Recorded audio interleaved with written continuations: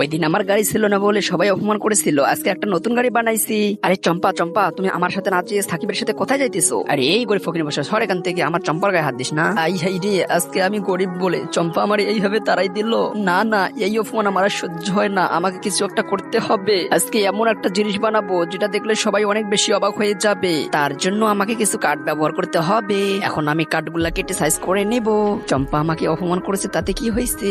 আজকে আমি এমন একটা কাঠ দিয়ে সাইকেল তৈরি করব যেটা দেখলে চম্পা সহ সবাই অনেক বেশি অবাক হয়ে যাবে। এই তো প্রায় 4 ঘন্টার মতো হয়ে গেছে, কাজ করতেছি, আর অল্পটুকু কাজ বাকি আছে। তবে আমার যতই কষ্ট হোক, আজকে আমি সাইকেলটা বানিয়েই ছাড়বো। মোটামুটি সব কাজ শেষ হয়ে গেছে, আর অল্পটুকু বাকি আছে। তবে আমার বিশ্বাস, আমার বানানো সাইকেলটা দেখলে তোমার সবাই অবাক হয়ে যাবা। আরে দাদা, তুমি তো চম্পার জন্য রাগ হয়ে এত কষ্ট করে সাইকেলটা বানাইতেছো, তোমার ভিডিওতে কি লাইক সাবস্ক্রাইব করবে? আরে করবে না কেন? আমার বানানো সাইকেলটা ভালো লাগলে সবাই ভিডিওতে লাইক সাবস্ক্রাইব করে দিবে। সাইকেলটা অনেক সুন্দর হয়েছে, তোমার